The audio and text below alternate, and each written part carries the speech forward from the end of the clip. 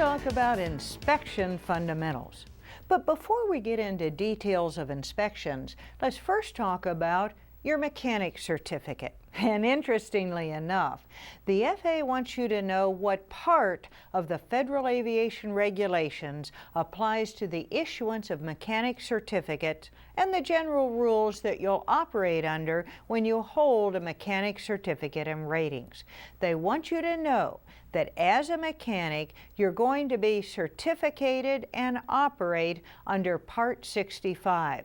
That's 14 CFR for Code of Federal Regulations, Part 65. That's the part of the regulations that talks about issuing mechanic certificates and gives you your general operating rules.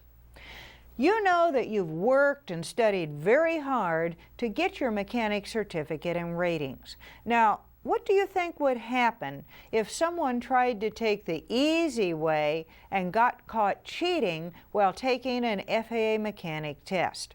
Well, the consequences are very significant.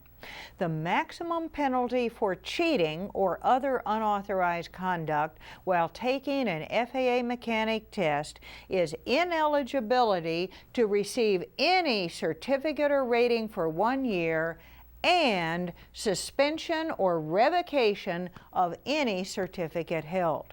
And that means a person caught cheating on a mechanic test who also held a pilot certificate could have that pilot certificate suspended or revoked. Now, the regulations require mechanic applicants to be able to read, write, speak, and understand the English language. But the regulations also have a provision that an individual who does not read, write, speak, and understand the English language, but is otherwise qualified, may apply for a mechanic certificate if that person is employed outside the United States by a U.S. air carrier. So a mechanic employed by a U.S. air carrier outside the United States who does not read, speak, write, and understand English will have valid only outside the United States endorsed on his or her certificate. When all your hard work has paid off and you've passed your knowledge and practical tests, you'll be issued a temporary mechanic certificate that is good for a maximum of 120 days. And the reason the FAA issues a temporary certificate is to allow them time to review your application and supplementary documents. Now, you may be asked if they issue a temporary certificate so that a background investigation may be completed. But no, that's not the reason. They issue a temporary certificate to a successful mechanic applicant to give them time to review the application and the supplementary documents. Now, when you receive your actual mechanic certificate, how long is it good for? Well, the normal duration of a mechanic certificate with an airframe and/or a power plant rating is forever, unless it is surrendered, suspended, or revoked. The duration of your mechanic certificate has nothing to do with your employment or how recently you exercised the privileges. So when you've earned your mechanic certificate with an airframe and/or a power plant rating, it continues to be valid unless it is surrendered, suspended, or revoked. Now, why would they suspend or revoke a certificate? Well, one reason is for document fraud. It's absolutely critical to the FAA and all other interested parties to be able to rely on the logbook records and the logbook entries that they are accurate and honest. The FAA wants you to know that the maximum penalty for falsification, alteration, or fraudulent reproduction of any certificates, logbooks, reports, or records is suspension or revocation of any certificate that you hold, including any pilot certificate. Now, once you've got your permanent certificate, you're not completely home free. As a mechanic, you're not allowed to exercise the privileges of your certificate unless within the preceding 24 months, either the administrator has found you're able to do the work or you've served as a mechanic using your certificate and ratings for at least 6 months. What that means is you have to keep your mechanic certificate current. You have to work as a mechanic for at least 6 months out of the preceding 24 months, or else have the administrator find that you're able to do the work in order to go ahead and exercise the privileges of your mechanic certificate. Now that you've been issued a mechanic certificate, do you think the FAA would want to know if you've changed your permanent mailing address? You bet they would. The FAA definitely wants to maintain a current mailing address for anyone holding a certificate issued under 14 CFR Part 65. So if you move and change your permanent mailing address, you have 30 days to notify the FAA of that change. Now, one of the privileges of holding a mechanic certificate is to perform or supervise maintenance on an aircraft. The FAA may ask you what's included in the regulatory definition of maintenance. Well, maintenance means overhaul, repair, parts replacement, inspection, and preservation. Notice that preventive maintenance is not a part of the definition for maintenance. Preventive maintenance means simple or minor preservation operations and the replacement of small standard parts not involving complex assembly. For instance, changing tires or replenishing hydraulic fluid would be examples of preventive maintenance. So when you're performing maintenance, you're involved with overhaul, repair, parts replacement, inspection, and preservation of aircraft. Now let's talk about 100-hour inspections. Let's assume that you're a mechanic with a power plant rating. Because you've got the power plant rating, you can perform the 100-hour inspection required by the Federal Aviation Regulations on a power plant or a propeller or any part of them and can release them for return to service. Because of the power plant rating, you can do the 100-hour inspection whether the regs require it or not on the power plant, the propeller, and its component. Now let's assume that you have both the power plant and the airframe certificates. If you have both power plant and airframe, you can authorize the whole aircraft for return to service after a 100-hour inspection, not just the power plant, but the whole aircraft, because you hold both certificates, both the airframe and the power plant mechanic.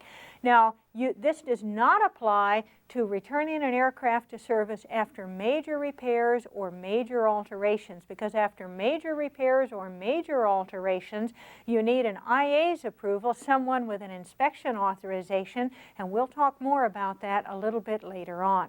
Now let's assume that you have someone working under you or someone that you're supervising who is not a certified mechanic. If somebody is working under you, he is not authorized to actually perform a 100-hour inspection, even if you've got both airframe and power plant ratings. You, the mechanic, must actually perform the inspection itself, and then you can have the uncertified person working under your supervision help you fix whatever you found wrong. But the mechanic himself has to actually perform the 100-hour inspection. Now, you've finished the 100-hour inspection. You're ready to return the aircraft to service. You've got to make the proper entries in the aircraft maintenance record. You've got to make the logbook entries for that aircraft to be returned to service. And the person who approves or disapproves either the whole aircraft or some item for return to service is the one who's responsible for making the entries in the maintenance records, whether it's an annual, 100-hour inspection, progressive inspection, whatever. Whoever either approves or disapproves the aircraft for return to service is the one with the responsibility for making the entry in the aircraft logs. Now, as a certificated mechanic, you are allowed to perform 100-hour inspections on instruments. You can inspect the instruments as part of a 100-hour inspection, but you may not repair the instruments. Only an instrument repair station can, and we'll talk more about that later on also. Okay, let's go on to annual inspections. If you're going to do an annual inspection, or for that matter, even a 100-hour inspection, you have to use a checklist. And where do you find the checklist? You find it in FAR Part 43. The checklist has to have at least the items that are listed in FAR Part 43. You can have a lot more on it if you want to, but at a minimum, it's got to have the items contained in FAR Part 43. Now let's assume that while you're doing an annual inspection, you find a defect that makes the aircraft unairworthy. What do you have to do about it? You have to provide a written notice of the defect to the owner. You do not notify the FAA or anything like that, but you do have to provide written notice to the owner of any defects you find that make the aircraft unairworthy. When you provide a discrepancy list to an aircraft owner or operator after an inspection, it says in effect that, except for these discrepancies, the item inspected is airworthy. And in most cases, that item will be an aircraft. Okay, let's assume the aircraft owner has gotten this list of discrepancies. The aircraft was not approved for return to service because of the discrepancies. Who can fix the problems? Any appropriately rated mechanic may correct the discrepancies. It does not have to be the mechanic that found it in the first place. It does not have to be someone with an inspection authorization. It can be any appropriately rated mechanic to correct those discrepancies. Now let's assume that the mechanic the owner wants to use is located at a different airport. If he wants to fly the aircraft to a different airport in order to fix those discrepancies, because it was not approved, remember, for return to service, what does he have to obtain? He has to obtain a special flight permit. You have to get a special flight permit if you're going to fly an aircraft to another airport for maintenance if it was not approved for return to service after an annual inspection. Now, what is a repair? A repair, and we're talking first of all about minor repairs here. Repair, as performed on an airframe, means restoring that airframe to a condition for safe operation after damage or deterioration from time, weather, or whatever. The person who is installing parts on an aircraft is the one who is responsible for making sure that any materials used in the aircraft maintenance and repair are the proper type and conform to the right standards. So whoever installs it, the installing person or agency, is the one responsible for making sure the right materials are used. Now, a minor repair, a working definition of a minor repair generally is one that can be accomplished without any welding, without any riveting, without any gluing. A fairly simple repair that you can do without welding, riveting, or gluing on the aircraft. Now, the FAA is going to pose you a number of hypothetical questions, and they're going to say to you which of these are major repairs and which of these are minor repairs. One of the things they'll ask you about is replacement of a damaged engine mount. Okay, you're going to replace a damaged engine mount, and you're going to replace it with a new identical engine mount purchased from the aircraft manufacturer. Is that a major repair or a minor repair? And the answer is, it is a minor repair. It is not an alteration because you're not changing anything. You're using exactly the same part that was there before. And it is a minor repair because you're simply replacing one part with another new part purchased from the aircraft manufacturer. Now, if instead you were going to start welding or riveting or otherwise working on the engine mounts yourself to try and fix them, that immediately becomes a major repair. But simply replacement of a part that you've bought from the manufacturer that you can just bolt on and you're not going to have to weld on and stuff like that, That's a minor repair. Let's assume that they say to you that you've got a damaged vertical stabilizer. You could say that this one is a little bit damaged. We have a missing one here. You've got a damaged vertical stabilizer, and you replace it with a new identical stabilizer, again purchased from the aircraft manufacturer. Is that a minor or major repair, and is it a repair or an alteration? Well, you're replacing it with an identical part, so it's a repair, it's not an alteration. You have not changed the aircraft configuration. And because you're replacing it with a part that you bought from the manufacturer, it is a minor repair. Now, if you fabricated a new stabilizer, that would be a major repair, because now you're into welding, riveting, and stuff like that, and that becomes a major repair. Now, let's assume that as a certificated mechanic, you have done a minor alteration. You can approve for return to service a minor alteration that you've done appropriate to the ratings that you hold. In other words, if you only hold a power plant rating, then it has to be in regard to power plants. If you only hold an airframe rating, then any alterations would have to be on the airframe only. That applies to minor alterations, but not to major alterations. Major alterations and major repairs require the approval of an IA, a person holding an inspection authorization. Now, you have to make an entry in the aircraft permanent records in the logbooks when you make a minor repair on a certificated aircraft. Just like you have to sign it off after inspections, you need an entry in the logs when you make a minor repair. How about a major repair? A major repair is any repair that, if it's not done properly, could affect the structural strength or the flight characteristics of the aircraft. And this includes operations where you do welding, riveting, gluing, and that type of thing. Now, even if you've got a power plant rating, you need to know that you are not allowed to do major repairs to a propeller, even if you've got the necessary equipment available.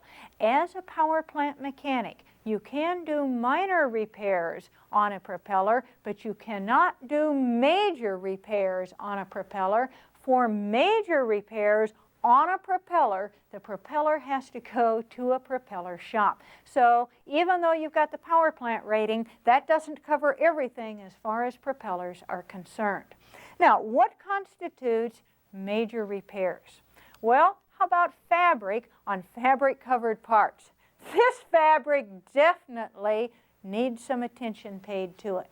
The replacement of fabric on fabric-covered parts such as wings, fuselages, stabilizers, control surfaces is a major repair, even if you don't do any other alteration or repair work on the aircraft. Replacement of fabric is a major repair because of its importance and significance to the flight characteristics and safety of the aircraft.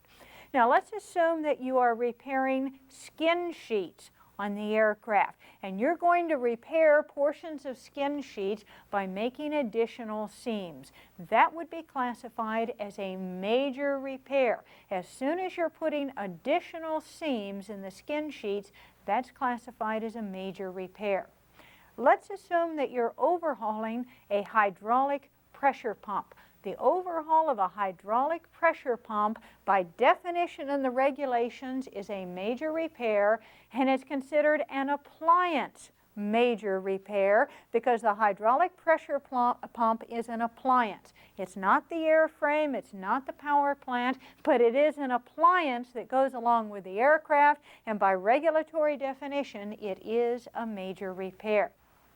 Let's talk now about major alterations. Something like, for instance, installing a turbine engine on a Cessna 172, that would certainly qualify as a major alteration. A major alteration is a change in the basic design of an aircraft, not listed in the manufacturer specifications, which could affect the structural strength or the flight characteristics of that aircraft. Let's take a look now in the figure pages in Appendix 2, and when you get there, take a look at Figure 62. Figure 62, that's actually part 1 of a 3-part figure, and let's take a look at what it is because the FAA is going to ask you some questions about it. Notice that it's labeled Area 1 in the upper left-hand corner. What this is information about 2 different antenna installation kits. You've got a Dash 100 kit and a Dash 200 kit. And this particular page, Area 1, gives you all of the different parts with their part numbers and the quantity that you need for the installation of those antenna kits. 2 things that we want to take a look at, because we're going to be talking about them later, are the doublers. There is a Dash 101 doubler used in the Dash 100 kit, and there is a Dash 102 doubler used in the Dash 200 kit. Okay, that is Area 1 that gives us our parts information. Take a look at the next page. Notice at the top that it's labeled Area 2. In Area 2 here, we've got general notes for the Dash 100 installation. Below there on the same page, we've got Area 3, which is the general notes for the Dash 200 installation. The next page is Area 4 of this figure, and Area 4 of this figure is a drawing that shows you how to do the installation. There's the Area 4 over on the right-hand side. And what you're doing is you're installing a doubler in order to install an antenna on the aircraft. Now, how do we know for sure that what we're doing is installing an antenna? Because when you take a look at the previous page in Area 2, and if you take a look at item 7 in there, it talks about retaining the antenna and installing the antenna. So that's what these kits are designed to do. Now, one of the questions the FAA might ask you about these figures is, which doubler part numbers would you use in the Dash 100 kit? So take a look back at Area 1. Here's the Dash 100 kit and how many of each different part you use in it, and the same for the Dash 200 kit. And notice that when you're looking at the doublers, the Dash 101 doubler, you use one of them in the Dash 100 kit, but as far as the Dash 102 doubler is concerned, you use one in the Dash 200 kit, but you do not use any of that doubler in the Dash 100 kit. So in the Dash 100 kit, the doubler part number that you would use is the Dash 101 doubler. Take a look now at Area 3 on the next page, because the FAA might ask you which doublers require heat treatment before installation. Area 3 is the general notes for the Dash 200 kit. And if you take a look at note number 3 in Area 3, you'll notice that it says to heat treat the Dash 102, which is the doubler for the Dash 200 kit. So the doubler that requires heat treatment before installation is the Dash 102 doubler that goes in the Dash 200 kit. They may also ask you, using only the information given, which doubler is it possible to construct and install. Now, when you're taking a look at the general notes for the Dash 200 kit in Area 3 here, take a look at the first couple of notes. Note number 1 says to do all bends, IAW, meaning in accordance with, PS standing for Process Specifications 1000, and all holes in accordance with Process Specifications 1015. But they don't give us the process specifications. So we do not have, right here in the information given, enough information in order to be able to construct this particular doubler. Let's take a look at the top of that same page in Area 2 and see if we have enough information to construct the other doubler. And when you take a look in Area 2, which is the general notes for the Dash 100 kit, note number 1 says all bends should be plus or minus 0.5 degrees. All holes should be plus or minus 0.003. So there is specific detailed information there, and you do have enough information to construct and install the Dash 101 doubler based on the information given to you here in Area 2. You do not have enough information for the Dash 102, but you do have enough information for the Dash 101. Let's look again at the maintenance data figure pages for those antenna installation kits, and let's see if we can figure out how many parts you'd have to fabricate if you're going to construct and install one doubler. You find the answer to that by looking at Area 1 on the page labeled Part 1 of 3. If you compare the list of parts of the Dash 100 kit with the Dash 200 kit, you can see that they have exactly the same number of parts, and the only difference, as we discussed, are the two doublers. Now, as you look through the list of parts, the rivets and the domed nut plates are standard aviation fasteners that you do not need to fabricate. However, the Dash 103 clips and the Dash 102 and Dash 101 doublers are fabricated out of sheet stock to the dimensions that are shown on the page labeled Part 3 of 3. So, how many parts do you have to fabricate in the construction and installation of one doubler? You'll need to make 2 clips and 1 doubler for a total of 3 parts with either the Dash 100 or the Dash 200 installation. Now, in addition to going in the logbook, major repairs and major alterations also have to be entered on an FAA Form 337. As well as in the logbooks, it goes on this FAA Form 337, major repairs and alterations, so that there is a permanent separate record of major repairs and alterations that have been made to the aircraft. Let's assume that the repair or alteration, major repair or alteration, was done to an aircraft engine, and then it's going to go back in service. How many copies, the FAA will ask you, of the FAA Form 337 do you have to prepare if you've made a major repair to an aircraft engine? Well, what you have to prepare is 2 copies of the 337 form. That's minimum, because the aircraft owner gets one of them for his maintenance records, and the FAA gets a copy. And the FAA keeps those copies in Oklahoma City so that you can find out, you can get duplicates and find out all the major repairs and alterations that have been done on an aircraft. 2 copies of the FAA Form 337 have to be prepared. Now let's assume that you've completed work on an aircraft that requires a Form 337. Who should prepare the form? Well, since you're the one who performed or supervised the work, then you should prepare the Form 337.